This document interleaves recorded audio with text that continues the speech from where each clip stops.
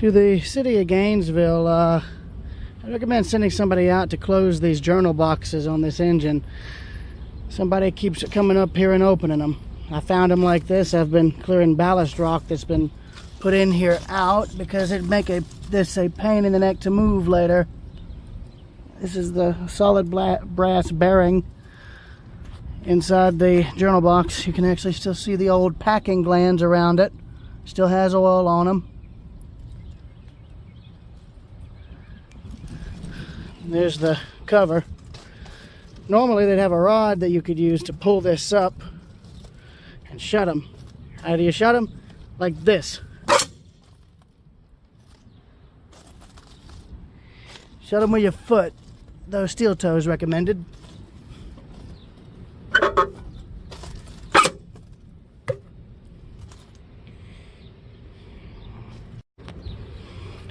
I'm over here on the caboose now looking at the journal boxes for the first wheel truck on the caboose, and I popped this one open, and it still has lubrication oil sitting in it. Packing glands are still soaked. Oil is still in there. Still in good shape. Check this one. Same there, but there's somebody's put rocks in it, like an idiot.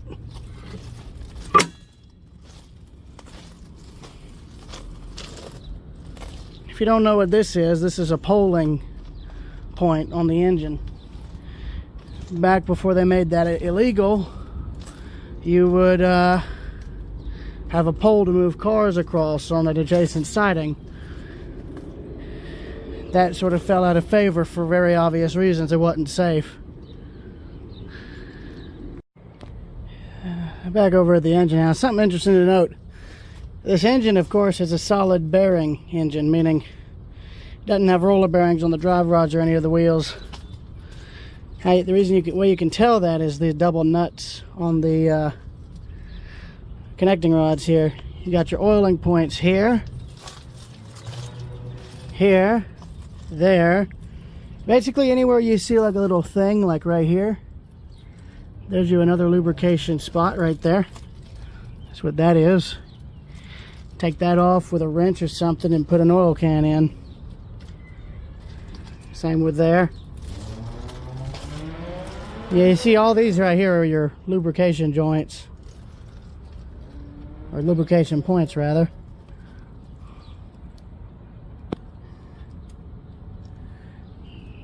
That's a serious cotter pin right there holding this in.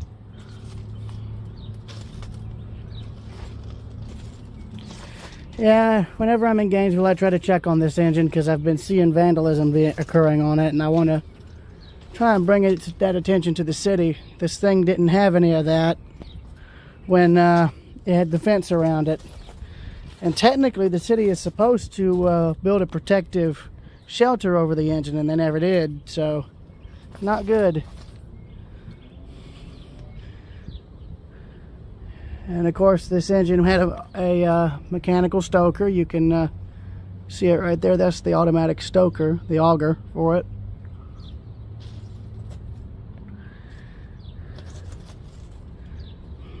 And then there, right there is the drawbar where it connects.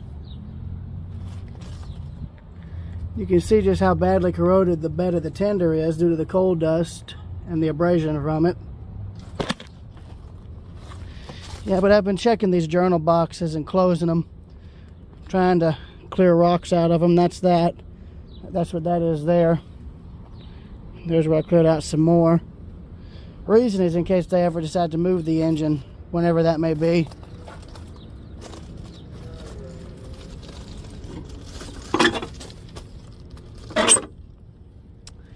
There's more of your packing glands there. See, this one's out of oil.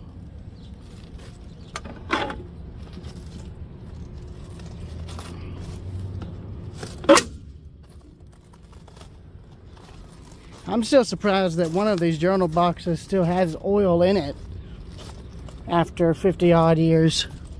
This one right here. I'm still amazed that this has oil in it. That oil's got to be probably 50, 60 years old or older. Look at that though. Packing gland is still lubricated. The brass is still in good condition as a result. That wheel would probably still move fine.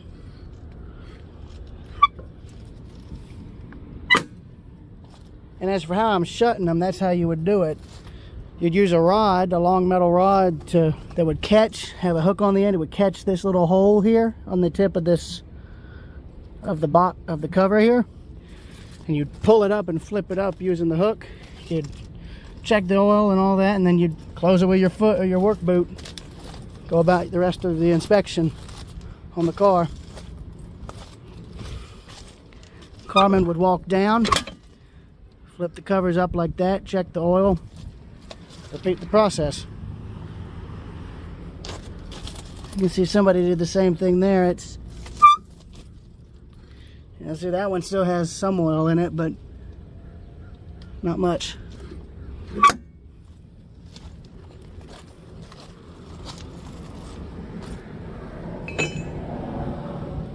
That's part of a bridge.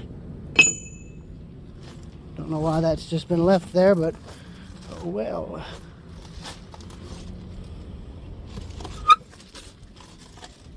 That still has some oil left in it, not much though.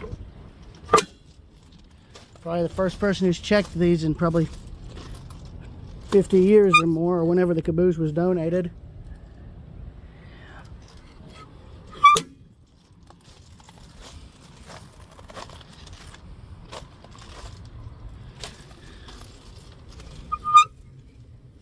This one, so this axle here on both sides still has its oil reservoir full of oil.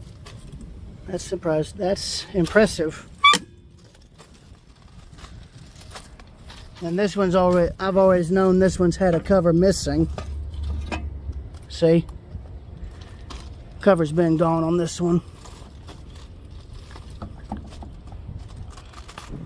They might need to fabricate a new journal box cover for that axle. Even though this thing will never run again. May never run again. Still was important to keep it checked. Oh, Birmingham. Wonder if that got cast at Sloss.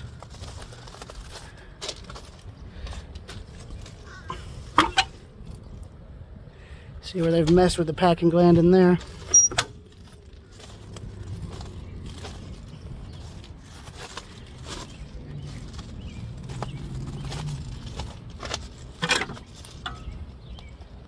More rocks. Why do people do that? I swear. There would be probably a tool chest there for various tools. Of course, you'd hang stuff on these. 208 still has a lot of the gear that guys would bring with them on the train for that. Well, now, wonder where this came from. I think I have a pretty good idea. Out of the cab here, people have been sneaking up there. They can fit through these gaps here and climb up, particularly right over there. I got to figure out where to put this now.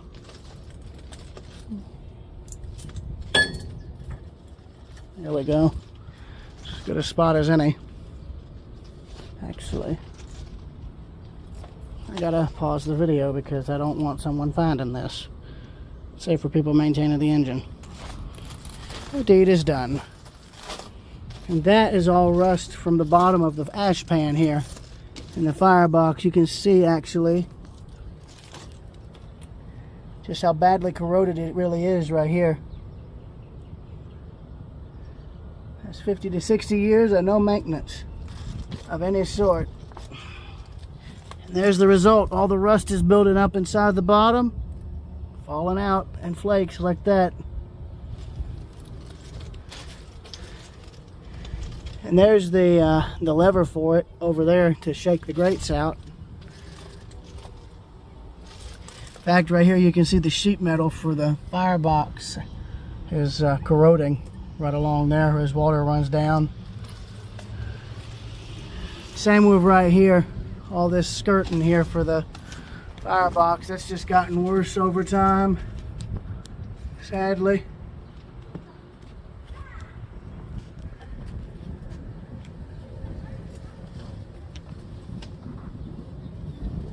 Can't exactly see what I'm filming in here.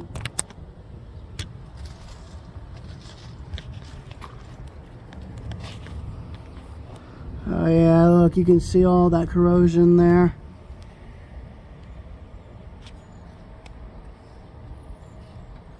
This has probably been like this a while, because you can see the damage to the firebox here. So that's just from it sitting outdoors for so many years, sadly.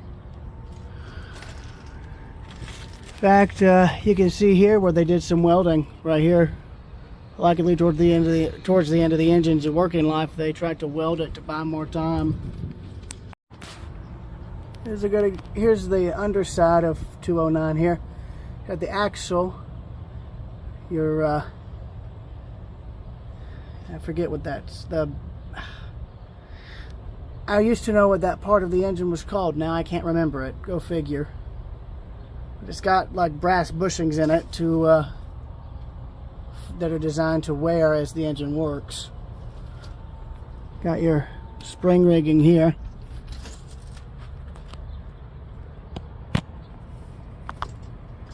You got more of the engine there.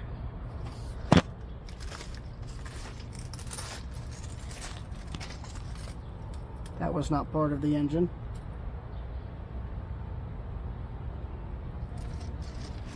And you have the connecting rods here.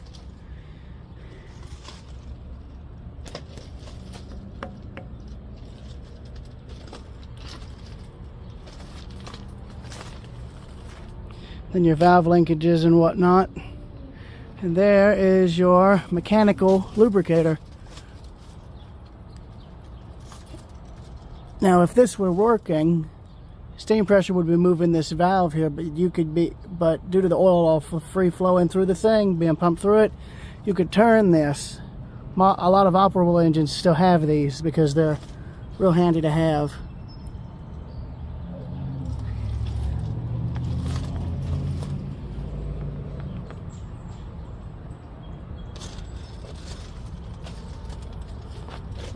There's your condensate drains here, for you to blow out the steam and the condensate on this end of the cylinder here.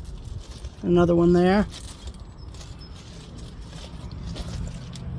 And here's the actual truck that the front pilot sits in. You can see there's where it would pivot around the curves right there. And there's, I think, 50 or 60 years of dust, dirt, and oil congealed together.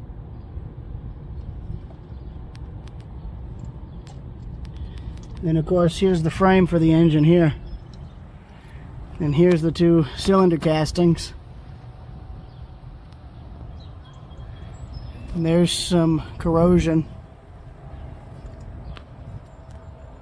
right there where the steel's getting eaten through because the stack's not capped. You'd have to refabricate that now in order to fix it, sadly.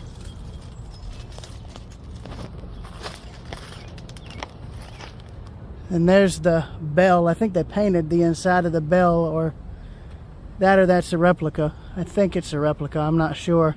I just know when I was here years ago, you could ring it and it didn't sound like any normal locomotive bell, that's for sure. And then there's where the builder's plate was. That's been gone. It's been long gone, sadly.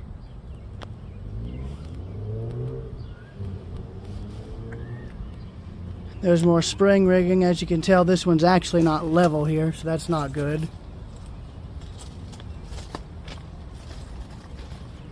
There's not level either. Looks like that part was put on upside down because there's the patent number for it.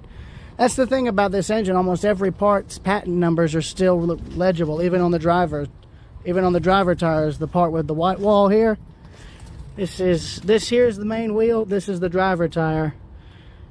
And for those of you who know a lot about railroading, you know how they put these on. They they put them on when they're a few times bigger than the actual diameter of the wheel, and then they put a fire ring around it to heat the wheel tire up so it'll, you know, it'll fit on, and then they hammer it into place, and then as it contracts, as it cools off, it just fits itself to the wheel. And you'll note that 4 of the 5 driving wheels on each side are flanged. This one is not. In fact, you can actually see a groove where the railhead, it would fit in the railhead. Either that or that was caused from years of wear, I'm not sure, but that's an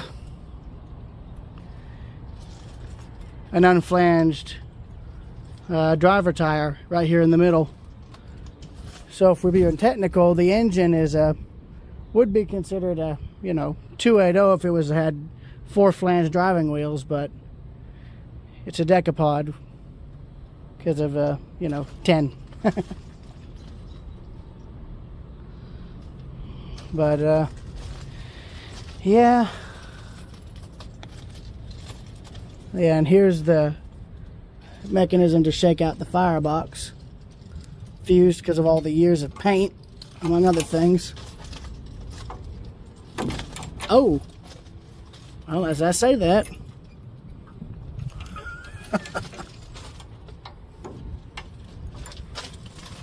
maybe not.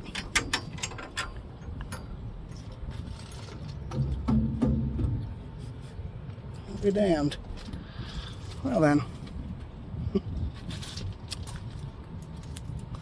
That's interesting. Excuse me.